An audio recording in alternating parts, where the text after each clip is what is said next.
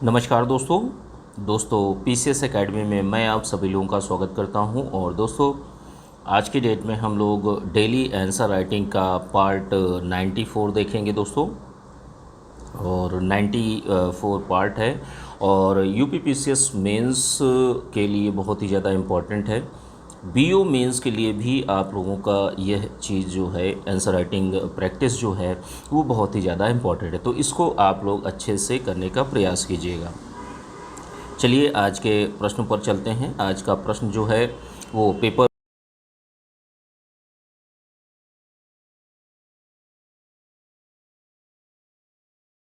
प्रश्नों को देखते हैं। 200 शब्द सीमा में इस प्रश्न को लिखना है, ध्यान रखिएगा। और जितने शब्द सीमा में कहा जाता है उसी सीमा में आप लोगों को उतने ही शब्दों में आप लोगों को लिखना होता है। कुछ चीज़ें हैं कि जैसे कीवर्ड के माध्यम से जो चीज़ें होती हैं दोस्तों, और सभी व्यक्तियों की जो सोचने और समझने की क्षमता अलग अलग होती है, तो आप लोग अपने अनुसार, पॉइंट्स वही हैं, अपने अनुसार अपने शब्दों में लिखने का प्रयास करिए, किसी की कॉपी मत करिए, ठीक है। कॉपी करने से आपको उत्तर नहीं, अच्छे मार्क्स नहीं मिलने वाले। जो आपकी मौलिकता है उसको दर्शाने का प्रयास करिए। और इस दोनों जो प्रश्न दिए जा रहे हैं, ड्राफ्टिंग दी जा रही है, उसको आप लोग अच्छे से करने का प्रयास कीजिए। इसकी पीडीएफ दोस्तों आप लोगों को पेड ग्रुप में आप लोगों को मिल जाएगी, ठीक है। पेड ग्रुप में जैसे क्या चीज़ें हैं कि जैसे जो बीओ मेंस का है और यूपी पीसीएस मेंस 2020 का है, ठीक है। 19 और 18 हो चुके हैं, उनका कंप्लीट हो चुका है। अब 20 के लिए आप लोग अच्छे से तैयार करना स्टार्ट कर दीजिए। जैसे देखिए पेपर फर्स्ट की जहाँ तक बात की जाती है दोस्तों, तो पेपर फर्स्ट में जो आज का प्रश्न है, प्रश्न को लिखने से पहले जैसे कुछ सावधानियाँ हैं कि जैसे ग्रामर की गलतियाँ आपसे नहीं होनी चाहिए। इसके साथ में क्या है कि जैसे जो इंट्रोडक्शन पार्ट है, बॉडी पार्ट है, कंक्लूजन पार्ट है, तो तीनों में अगर एक एक कोटेशन, कविता, श्लोक, मूवी के गीत, बोल, ये सारी चीज़ें ऐड कर देते हैं तो आपका उत्तर और भी ज़्यादा बेहतर हो जाता है। कोटेशन बहुत ज़्यादा ज़रूरी होता है, तो इन चीज़ों को आप लोग अच्छी तरीके से ध्यान रखिएगा। जो प्रश्न है, प्रश्न को प्रश्न में जैसे फ्लो चार्ट है, डेटा है, इन सारी चीज़ों का भी प्रयोग करिए आप। अगर आपकी हैंडराइटिंग अच्छी है तो आपके अच्छे मार्क्स मिलने की संभावनाएं बढ़ जाती हैं, ठीक है। चलिए आज के प्रश्न को देखते हैं।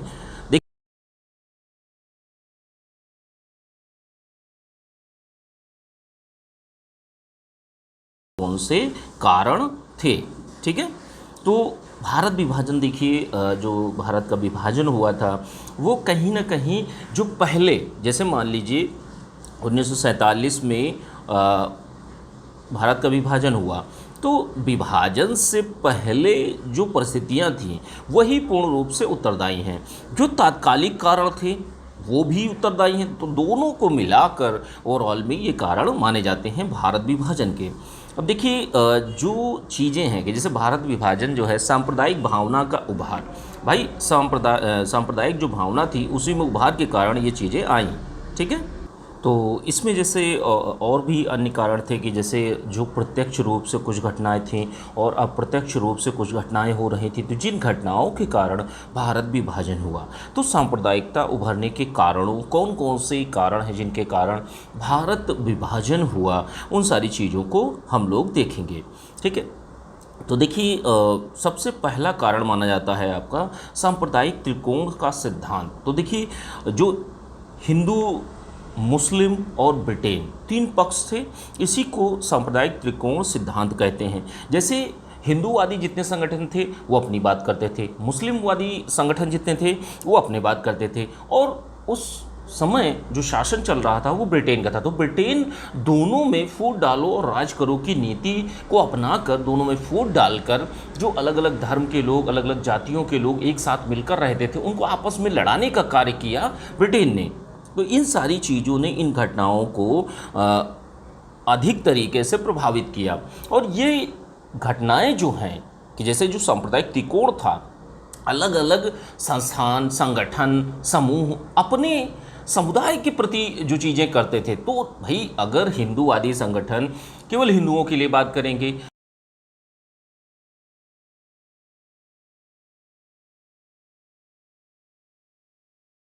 विभाजन का, हिंदू, मुस्लिम और ब्रिटेन, ये तीनों का त्रिकोण जो बना, ये सबसे महत्वपूर्ण कारण बनता है जाकर जो भारत विभाजन था, ब्रिटेन भी प्रत्यक्ष अप्रत्यक्ष रूप से, चाहे वो माउंटबेटन योजना हो या इटली की घोषणा हो, ये सारी चीज़ें जो 1909 का एक्ट था, 1919 का, तो हर तरीके से जो सांप्रदायिक आधार पर आरक्षण दिया गया था निर्वाचन में, तो ये सारी की सारी चीज़ें कारण बनता है जाकर जो आपका भारत विभाजन है। एक चीज़ और है कि जैसे द्विराष्ट्रवाद का सिद्धांत, तो जैसे देखिए भारत में जो बहुसंख्यक है, कहने का मतलब ये है दो मेजॉरिटी जो समुदाय हैं वो अधिक मात्रा में रहते हैं, जैसे एक हिंदू हो गया और दूसरा मुस्लिम हो गया, बाकी हैं लेकिन कम कम हैं, उतना नहीं है। तो यहाँ पर जो मुस्लिम थे वो अलग राष्ट्र चाहते थे, जिन्ना जो थे वो अलग राष्ट्र चाहते थे।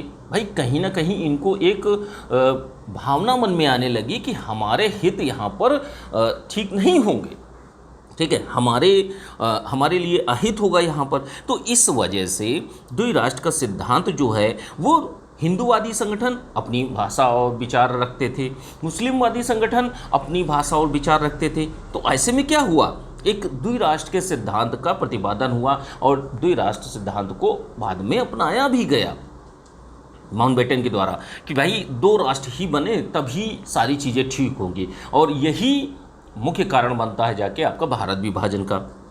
और चीज़ एक अगली चीज़ क्या है कि अगली चीज़ ये है कि जवाहरलाल नेहरू का विश्लेषण, कि जैसे हिंदू मध्यम वर्ग की नेहरू बात करते हैं और हिंदू मध्यम वर्ग को आगे पाते हैं, तो यहाँ पर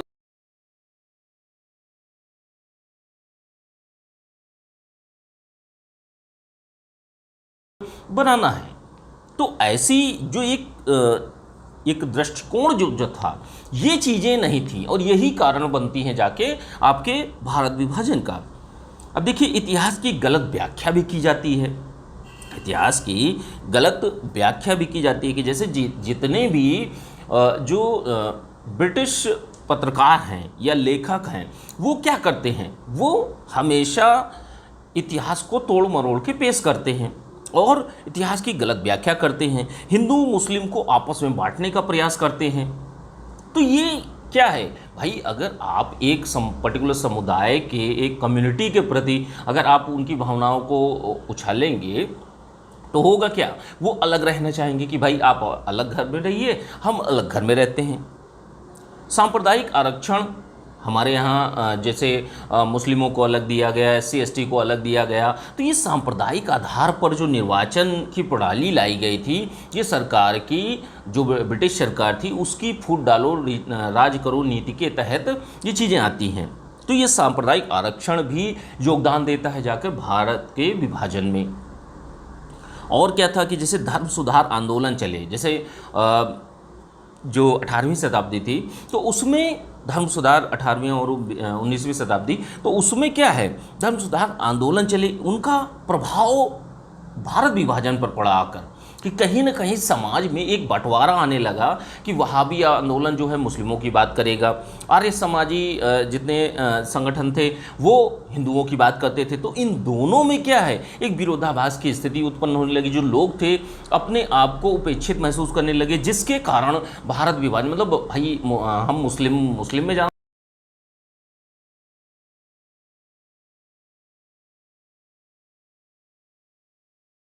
उत्तरदायी होती हैं जाकर आपके भारत विभाजन में। अब अगला चीज़ क्या है, अगली चीज़ है लॉर्ड माउंटबेटन की योजना। अब लॉर्ड माउंटबेटन को ये लगता है कि भाई यहाँ दंगे हो रहे हैं, सारी चीज़ें हो रही हैं, और ये आते हैं और आने के बाद विभाजन को स्वीकार कर लेते हैं कि हाँ भाई विभाजन करना ही पड़ेगा, तभी ये चीज़ें ठीक होंगी। तो लॉर्ड माउंटबेटन योजना भी तात्कालिक कारणों में आती है कि हाँ भाई ये चीज़ें भारत विभाजन का कारण बनी जाकर। 1947 में ही इटली की घोषणा करते हैं। तो इटली की घोषणा क्या थी कि जैसे ये कहते हैं कि भाई हमारा नियंत्रण अब भारत पर नहीं है उतना, हम अब कंट्रोल नहीं कर पा रहे हैं, हम किसी तरीके से अब भारत पर शासन नहीं कर पाएंगे। अब उनको लगने लगता है कि यहाँ विरोध के स्वर ज़्यादा उठ रहे हैं और अब हमें यहाँ से भागना पड़ेगा। तो अब अगर भागने की स्थिति में भी वो भागे नहीं, तब तक वो सोचते रहे कि यार चलो एक बार तो ट्राई किया जाए कि हाँ इन दोनों में फूट डालकर और किसी तरीके से इन दोनों के बीच में बिचौलिया बनकर ही रहें। तो यहाँ पर 1947 की इटली की जो घोषणा करते हैं, तो इटली की घोषणा में भी यही चीज़ें कही जाती हैं। एक सांप्रदायिक भावना को उद्वेलित किया जाता है, तो जिसके कारण जो भारत विभाजन होता है। ठीक है, अगली चीज़ क्या है, मार्क्सवादी सिद्धांत। तो मार्क्सवादी सिद्धांत भी मुस्लिमों की जो भावनाएं थी उनको, सांप्रदायिक भावना को बढ़ाता है आकर। देखिए, ब्रिटिश सरकार की एक फूट डालो राज करी कि भाई राज्यों के बीच में, लोगों के बीच में, संस्थाओं के बीच में, भारत में जितनी चीज़ें हैं उनमें फूट डालकर राज करो की नीति चलती है। और ये अंततः इसका परिणति जो होती है वो भारत विभाजन के रूप में होती है। सब अलगाव चाहने लगते हैं। तो ऐसी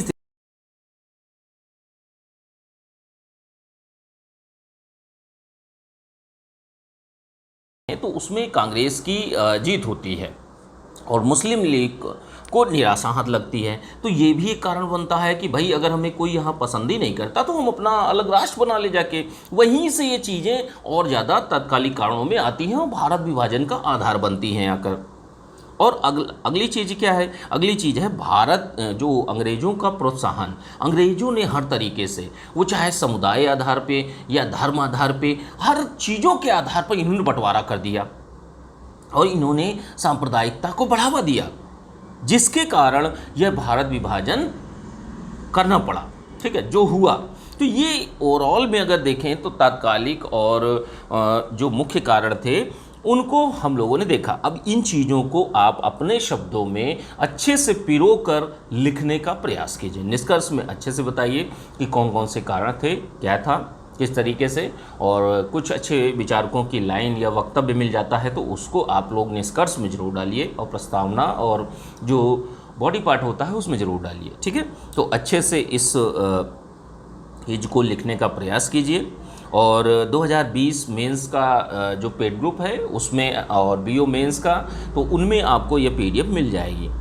चलिए अब आज का दूसरा प्रश्न देखते हैं। दूसरा प्रश्न आपका पेपर सेकंड का है।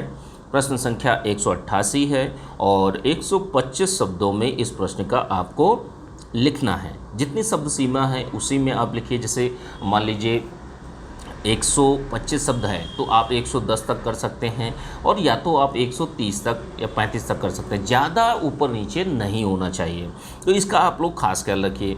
उसके बाद में जैसे जो ग्रामर की गलतियां हैं वो आपसे नहीं होनी चाहिए। जो इंट्रोडक्शन पर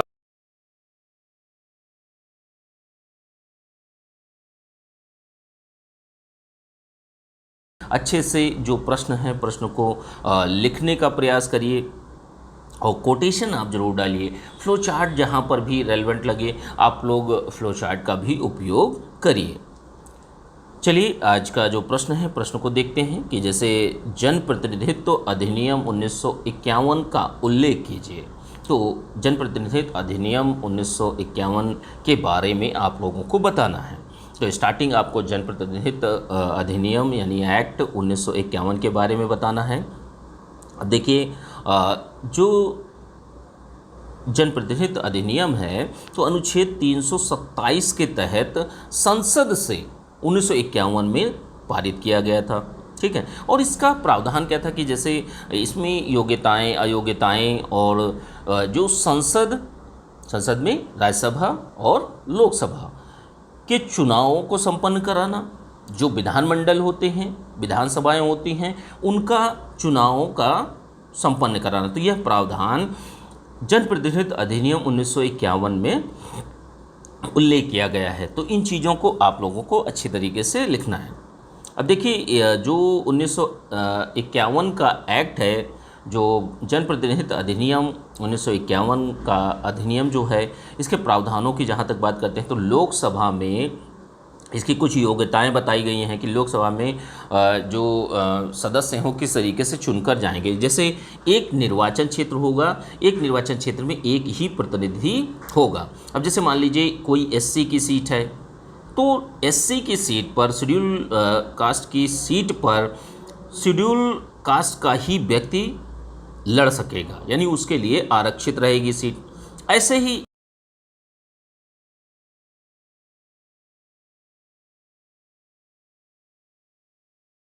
की आई है अनुसूचित जनजाति की कोई सीट है और उसके लिए आरक्षित है, तो उस पर केवल शेड्यूल ट्राइब से ही यानी अनुसूचित जनजाति से ही व्यक्ति लड़ सकता है।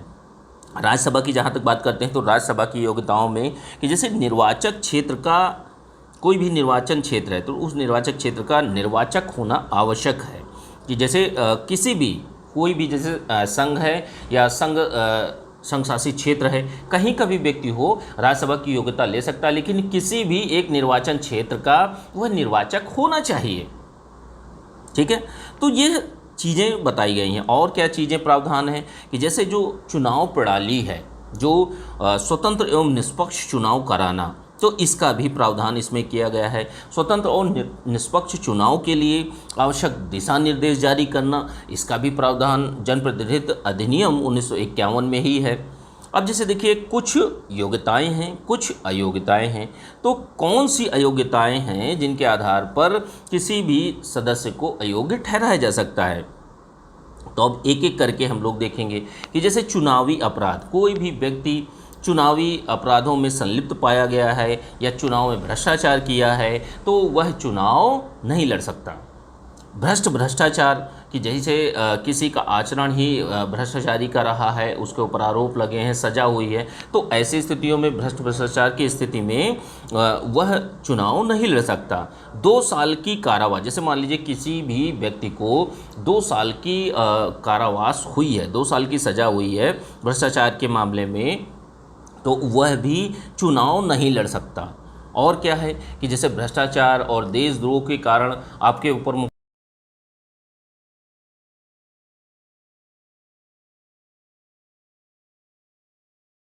है चुनाव लड़ना चाहता है, अब वह सरकारी पद पर है, तो सरकारी पद पर रहते हुए आप जो चुनाव है चुनाव नहीं लड़ सकते, आपको अयोग्य ठहराया जा सकता है। चुनावी खर्च न देना, जैसे चुनाव से पहले जब आपका नामांकन होता है तो आपको चुनावी खर्च दाखिल करना होता है, तो ऐसी स्थितियों में क्या होता है कि जैसे आप चुनावी खर्च नहीं दिखाते हैं, जब नहीं दिखाएंगे तो ऐसी स्थितियों में आप चुनाव नहीं लड़ सकते, आपको अयोग्य ठहराया जा सकता है। रिश्वतखोरी और अपराध के रूप में कि जैसे कोई भी रिश्वतखोरी में संलिप्त पाया गया है या अपराधों में संलिप्त पाया गया है, उसने अपराध किया है, तो ऐसी स्थितियों में उसको चुनाव लड़ने से रोका जा सकता है, उसको अयोग्य ठहराया जाता है। और क्या है कि जैसे कुछ चीज़ें हैं कि जैसे समाज में सती प्रथा, छुआछूत, दहेज के किसी व्यक्ति पर जो सजा हुई है, किसी भी व्यक्ति को इन चीज़ों के ऊपर सजा हुई है, आरोपी है, तो उस व्यक्ति को भी अयोग्य ठहराया जा सकता है। तो ये सारी की सारी चीज़ें हैं दोस्तों, इसको आप अच्छे से, जो जनप्रतिनिधित्व अधिनियम 1951 है तो उसकी सभी चीज़ों को आप प्रॉपर रूप में लिखने का प्रयास कीजिए। अगर किसी प्रश्न में आपके पास 10 से 12 पॉइंट होते हैं, आप उसकी प्रैक्टिस करते हैं अच्छे से, और यहाँ पर अगर आपने प्रैक्टिस कर ली, आप लोगों ने देखा भी होगा इस बार 2018 और 19 में जो 19 का जो पेपर हुआ था तो उसमें कितने क्वेश्चन केवल ड्राफ्टिंग और टेस्ट सीरीज से आए थे। तो यहाँ पर देखिए लेक्चर से तो बाहर कुछ जाएगा ही नहीं, लेक्चर से तो कहीं बाहर नहीं जाने वाला, या जो रिकॉर्डेड वीडियोस हैं, पीडीएफ है, उनसे तो बाहर नहीं जाने वाला। भाई जीएस